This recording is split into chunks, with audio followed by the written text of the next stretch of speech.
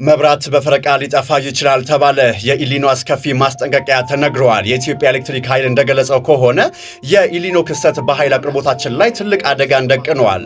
ከ90 በመቶ በላይ መብራት የምናገኘው ከውሃ መሆኑ ኢሊኖ የሚያመጣው ድርቅ የግድቦችን ውሃ ሊያመናምን ይችላል ነው የተባለው። ይህ ማለት ደግሞ ተርባይኖች በሙሉ አቅማቸው ማመንጨት ያቆማሉ። በኃይል አቅርቦትና ፍላጎት መካከል ሰፊ ልዩነት ይፈጠራል። በዚህም ምክንያት መኖሪያ ቤቶችና የኢኮኖሚ ዘርፎች በፈረቃ ኃይል መቆራረጥ ሊገጥማቸው ይችላል ተብሏል። ዢንዋ እንደዘገበው ከሆነ መፍትሄው የኃይል ምንጮችን ማብዛትና በቁጠባ መጠቀም ነው። እናንተስ ምን ትላላችሁ? ኮመንት ላይ ተወያዩበት።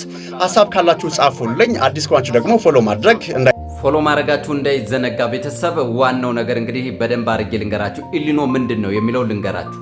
ኢሊኖ እንግዲህ ቤተሰብ በፓሲፊክ ውቅያኖስ አካባቢ የሚከሰት የአየር ጸባይ መዛባት ነው። ቤተሰብ ይህ የውቅያኖስ ወለል የሙቀት መጨመር ከተለመደው በላይ የሚከሰት ሲሆን ከፍተኛ ሙቀትን ይጨምራል። በዚህም ምክንያት ይላል ዓለም አቀፍ የንፋስና የዝናብ ስርጭትን ያዛባል ይላል። ኢሊኖ ማለት ነው እንግዲህ በፓሲፊክ ውቅያኖስ አካባቢ ያለ እንግዲህ የሚከሰት የአየር ጸባይ ነው። ይህ ኢሊኖ ማለት በፓሲፊክ ውቅያኖስ አካባቢ ከዛ የዓለም አቀፍ የዝናብና የንፋስ ስርጭትን ያዛባል። በዚህም ምክንያት የክረምት ዝናብንም ያጠፋል። አሁን የኛ የክረምት ዝናብ በጣም ተዛብቷል። በእውነት ነው የምላችሁ። ወደ ትግራይ አካባቢ ሄዳችሁ ከሆነ 148 ወረዳዎች ዝናብ የላቸውም። በጣም የሚያሳዝን ነው። በእውነት ነው የምላችሁ። ይሄን ጨምሮ በምስራቅ አፍሪካ የሚገኙ ኢትዮጵያን ጨምሮ ማለት ነው የወራትን ማዛባት ያመጣል ኢሊኖ። በዚህ ምክንያት እንግዲህ ኢትዮጵያን እንደምታውቋት ኢትዮጵያ በጣም በአብዛኛው በሃይድሮ ፓወር ነው የምትታወቀው። ሃይድሮ ፓወራችን ደግሞ ከፍተኛ ዝናብና ውሃ ይፈልጋል። ለምን? ሪዘርቮየር ያስፈልገናል ውሃውን የምንጠቀመው። ስለዚህ አሁን ይሄ የክረምት መዛባት ከመጣ በጣም ብዙ ችግሮችን ሊያመጣ ይችላል። ስለዚህ ለዚህ ደግሞ ሴቪንግ ማድረግ ይጠበቅብናል ማለት ነው። በጣም አስቸጋሪ እንትን ሊገጥመን ይችላል። በዚህ ምክንያት ወራቶችን በደንብ አድርገን ልንጠቀም እንችላለን። ይሄ ነው እንግዲህ መፈራረቅ ሊያመጣ የሚችለው። ይሄ መፈራረቅ ምናልባትም 2 ተርባይን የምትጠቀም ከሆነ 1 ተርባይን ልትጠቀም ትችላለህ ቤተሰብ። ለምን? አንዴ ውሃን ሰደህ በኋላ ላይ ያገኛለሁ አትልማ። ዝናቡ አሁን እንዳልኳችሁ የንፋስና የዝናብ ስርጭትን ያዛባል ነው የሚለው ኢሊኖ ማለት ነው በተፈጥሮ። ይህ እንግዲህ በፓሲፊክ ውቅያኖስ የሚከሰት እንግዲህ የሙቀት መጨመር ነው።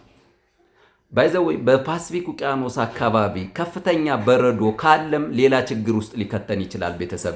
ይህንም እንግዲህ በባለፈው ሰምታችሁ ከሆነ ዌዘር በጣም ከፍተኛ ችግር እያመጣ ነው ብሎ ሳይንቲስቶች በጣም ብዙ ነገሮችን ብለዋል። ይሄ ደግሞ ከፍተኛ የሆነ የበረዶ ናዳ ይፈጥራል። በረዶዎች ይሟሟሉ። በሚሟሙበት ጊዜ ደግሞ መጥለቅለቅን ያመጣሉ።